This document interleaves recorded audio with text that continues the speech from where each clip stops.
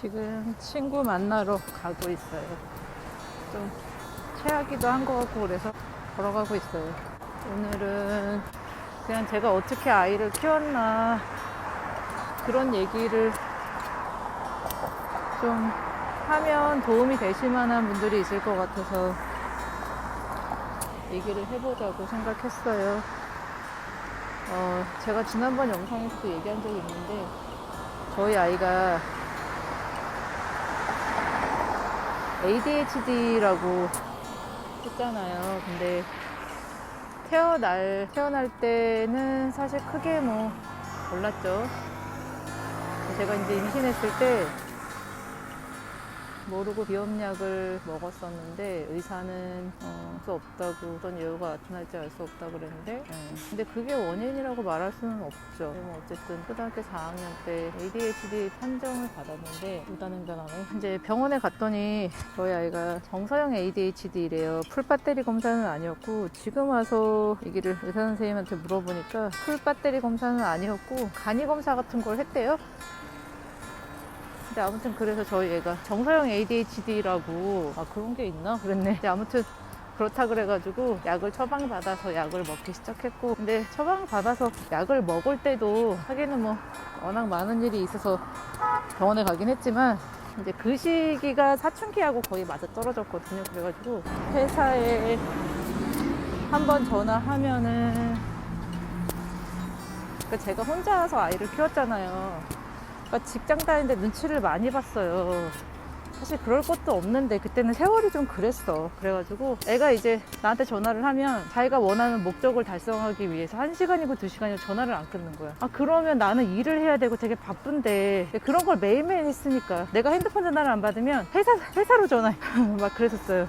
그리고 집 정리 안 되고 자기 물건 관리 안 되고 대인관계 어렵고 학교에서도 계속 고등학교 졸업할 때까지 지금도 비슷하긴 하지만 고등학교 졸업할 때까지 방학 때 이제 짐을 싸가지고 오잖아요, 애들이 보통. 그러면 무슨 장바구니 같은 걸로 2개씩 갖고 오는데 가방 속 책 같은 것도 있겠지만 쓰레기가 너무 많고,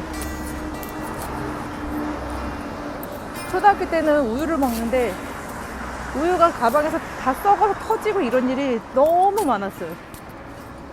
물건 잃어버리고 이러는 거는 그냥 자연스럽고, 초등학교 때는 한겨울에도 반팔 반바지 맨발에 슬리퍼 그렇게 신고 학교 가서 학교에서 전화 오고, 현장학습 가면은 선생님이랑 싸우는 거예요. 그러니까 선생님도 근데 다 싸우는 건 아니고 자기가 생각할 때 부당하다고 생각하는 선생님하고 싸워 계속.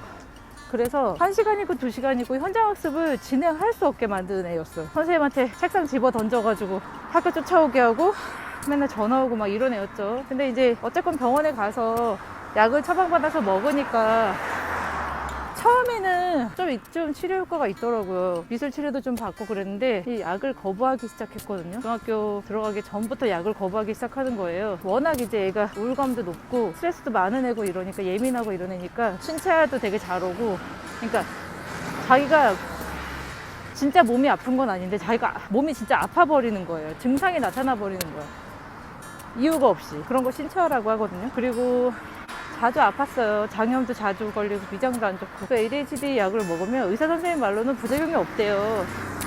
그럴 이유가 없대요. 그래서 위장약도 넣어보고 맨날 그러는데 학교 가면 다 토하는 거야. 약을 먹으면 무조건 토하는 거예요. 처음에는 조금 덜 그러다가 나중에 점점 더 심해졌어요. 계속 토해. 그래서 중학교 2학년쯤?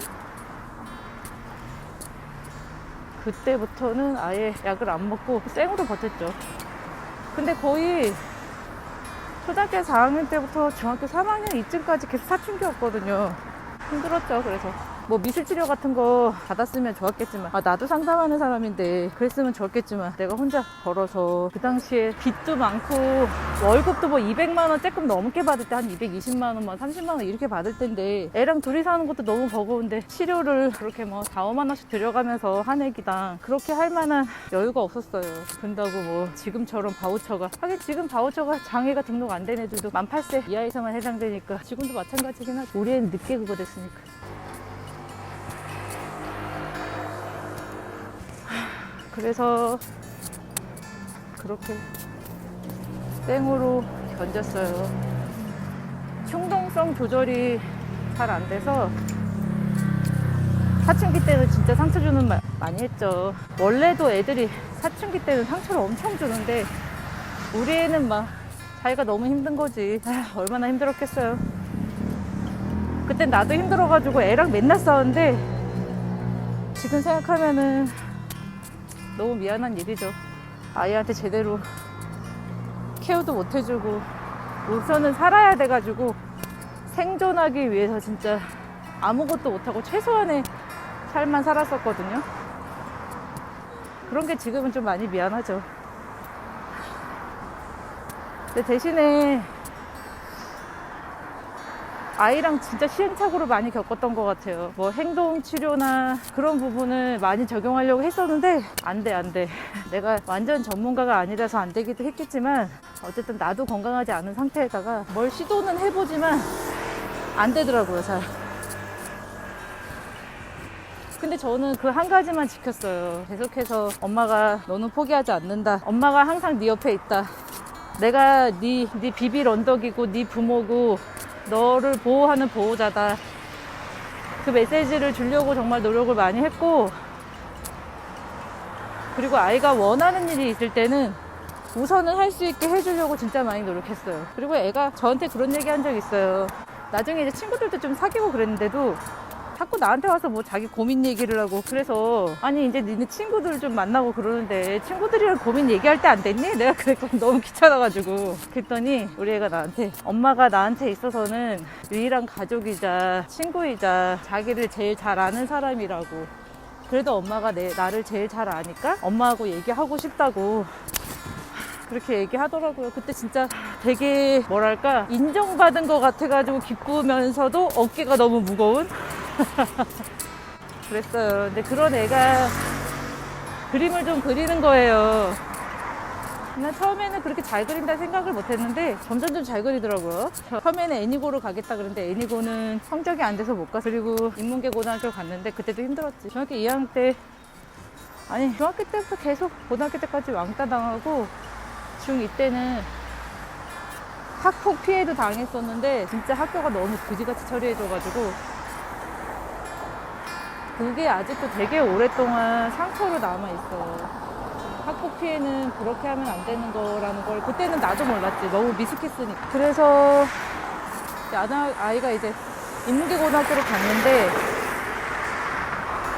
일본의 애니메이션으로 좀 유명한 대학이 있는데 그 대학을 가고 싶은 거예요. 일본 입시를 하겠대. 그래서 그래 이러나 저러나 어쨌든 해보고 싶은 거 해봐야지. 그래가지고 고2 때부터 이제 시작을 했는데 고3 되기 겨울방학, 전 겨울방학 때부터 학원을 다니는데, 여기 지방이니까 서울로 다니는 학원비도 만만치 않은데, 그러니까 왔다 갔다 하는 비용도 만만치 않은데 학원비가 거기가 140이었나? 한 달에? 그랬어요. 그래도 어떻게 그거밖에 방법이 없잖아. 그래서 시켜줬어요. 대신에 이제 언어는 그 EJU나 JLPT를 시험을 봐서 그 일정 점수를 넘겨야 되는데 그거는 독학해가지고 점수는 만들어. 내가 그까지는 해줄 수 없으니까 그거는 네가 스스로 해라 해서 그거는 넘겨서 일본말은 중학교 때부터 잘했던 것 같아요.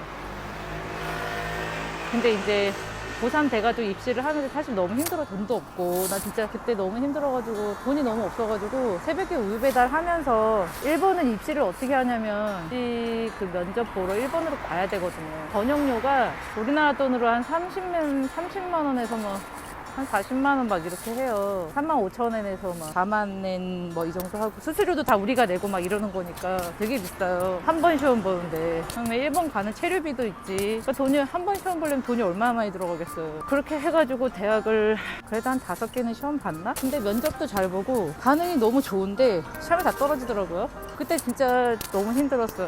막 진짜 있는 돈 없는 돈 다 끌어가지고 집에 있는 금반지까지 탈탈 털어가지고 다 팔아서 애 시험 보러 보내주고. 그러니까 사람들이 나를, 아니 우리 부모님이 나를 그렇게 욕했어요. 능력도 안 되는 게 그렇게 아둥바둥 애한테 그걸 다 해주냐고. 네 몸을 다 깎아서 애를 키우냐고 나한테.